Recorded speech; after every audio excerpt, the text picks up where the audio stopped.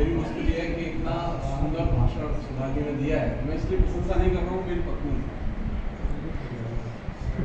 सचमुच में विलक्षण भाषण दिया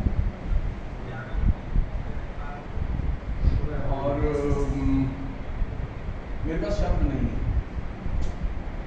मैंने 2 प्रोग्राम यूट्यूब पर किए इसके और मेरी योजना थी कि मैं अभी मैं करूँगा कि मैं थोड़ा सा कैरी आउट करूँगा आगे। बीच में ही जब धर्मराज का ये कहना है कि हम प्रोग्राम कर रहे हैं तो मैंने उसे रोक दिया, जानबूझ के रोक दिया कि क्योंकि लोग जानते नहीं थे उस उपन्यास के बारे में, यूट्यूब पर कुछ नहीं। मैं एक बहुत जो इन्होंने कहा है मैं उसमें नहीं जाना चाहता, कोई चीज़ रिपीट नहीं करना चाहता, मैं नई चीज़ आपके जेहन में लाना चाहता हूँ।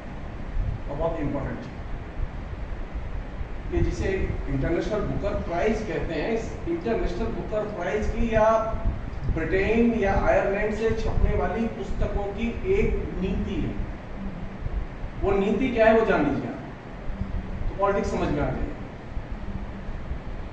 नीति ये है कि वहां से कोई भी उपन्यास जो पब्लिश होगा उसमें ब्रिटिश नीति का और ब्रिटिश सरकार की कोई आलोचना नहीं होगी। अब आप सोचिए, भारत विभाजन हुआ, भारत विभाजन में ब्रिटिश सरकार की केंद्रीय भूमिका थी और इस उपन्यास में उसका कहीं एक लाइन में जिक्र नहीं।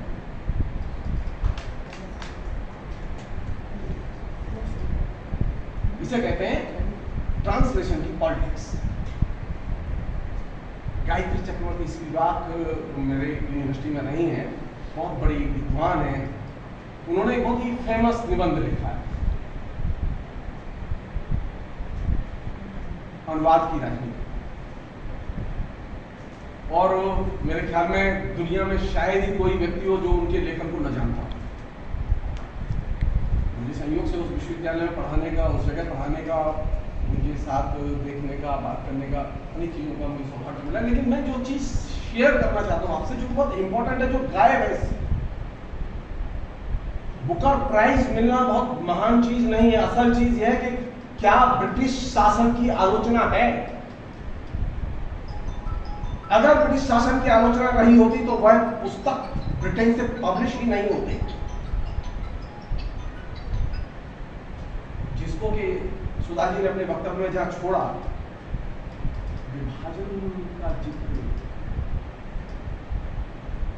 ये चीज में अनदेखी नहीं कर सकती। कौन चीज है जो इंपॉर्टेंट चीज?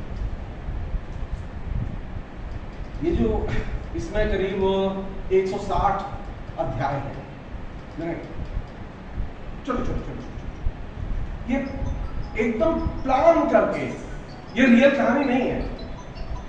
ये एकदम जिसे कहते ना ऑर्डर में माल सप्लाई करने से, आपने एक बार ऑर्डर दिया कि मुझे 10 किलो जलेबी चाहिए और 10 किलो जलेबी मुझे फला तरह की चाहिए, तो दुकानदार आपको वैसी जलेबी बना के देता है। ये ऑर्डर पर तैयार किया गया माल है, निर्मित कहानी है, ये रियल कहानी नहीं है। इसे रियल कहानी समझने की भूल नहीं करनी चाहिए। लेखिका ने भी इसका दावा नहीं किया है कि रियल कहानी है, निर्मित कहानी, और उसमें भी एक बहुत ही विलक्षण एलिमेंट का इस्तेमाल किया है जिसे हम लोग यूनिवर्सलिज्म कहते हैं, जिसे हम लोग सार्वभौमत्व कहते हैं। अब आप एक ऐसे फॉर्मेट का इस्तेमाल करें जिसमें कि आपको फ्रांस में भी परेशानी नहीं हो, अगर फ्रेंच में ट्रांसलेशन हो जाए, अंग्रेजी में भी ट्रांसलेशन हो जाए तो परेशानी नहीं हो।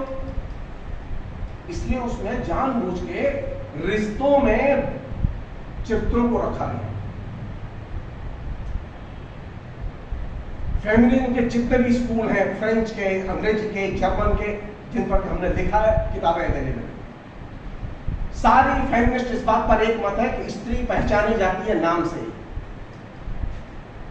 मैंने फेसबुक पर सबसे पहले लिखा था ये कि भाई ये पुरस्कार के लिए एकमात्र सबसे बड़ी बात यह है कि भाई स्त्री के दृष्टिकोण से लिखा गया और स्त्रीवादी उपन्यास है, ये बात सच है।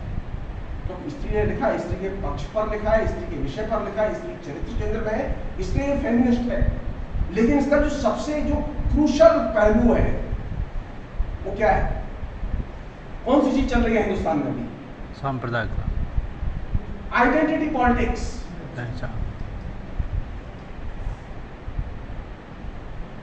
जब मैं स्त्री पर बात करूंगा तो किस पर बात होगी? आइडेंटिटी पॉलिटिक्स पर, अस्मिता की राजनीति पर बात होगी। अस्मिता की राजनीति पर बात होगी। अगर मुझे किसी स्त्री को देखना होगा तो स्त्री को देख के मैं पहचानूंगा कैसे? पीठ से या सामने से?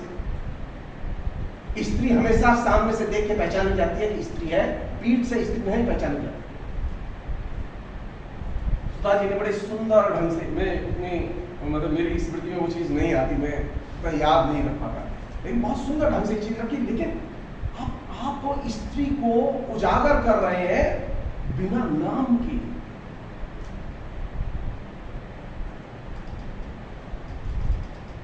हम जानना चाहते हैं किसने ये किया। मैं बता रहा हूं किसने, क्यों किया।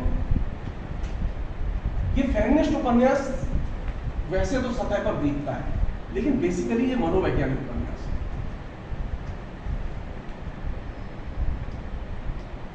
एक बहुत ही फेमस लेखक हुए हैं, उनकी एक पुस्तक जो 1958 में है, ये इनका जन्म 1957 में, मेरा भी 1957 में, हमारे जन्म के एक साल बाद एक व्यक्ति ने पुस्तक लिखी।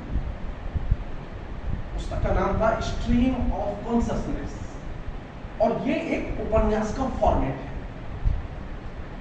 जेम्स जॉयस, डॉर्थी रिचर्डसन और तमाम लोगों ने उस फॉर्मेट का इस्तेमाल किया है।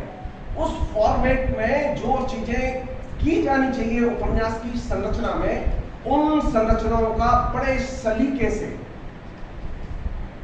गीतांजलि सिंह ने इस्तेमाल किया।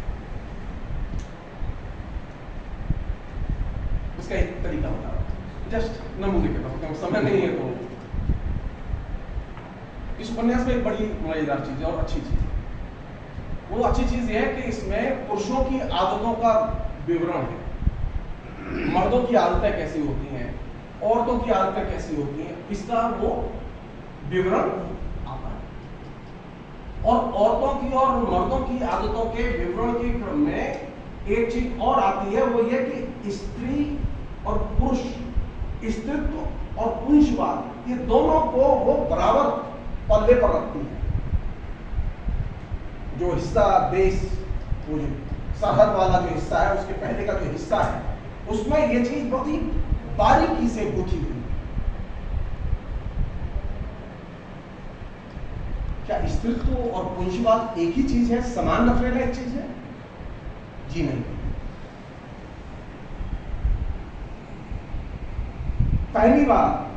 पहली बार डॉर्थी रिचर्डसन ने पिलग्रिमेज नाम से जो 9 खंड में उपन्यास लिखा था, उसमें इस पहलू का इस्तेमाल किया था।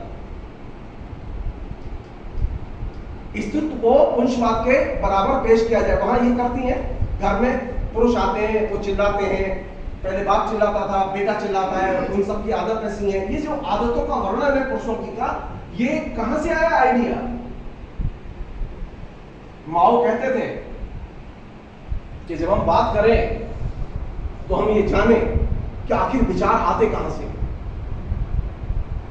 आजकल तो अनपढ़ता सबसे बड़ी चीज है, और आपके पास तो व्हाट्सएप और अधिक से अधिक 100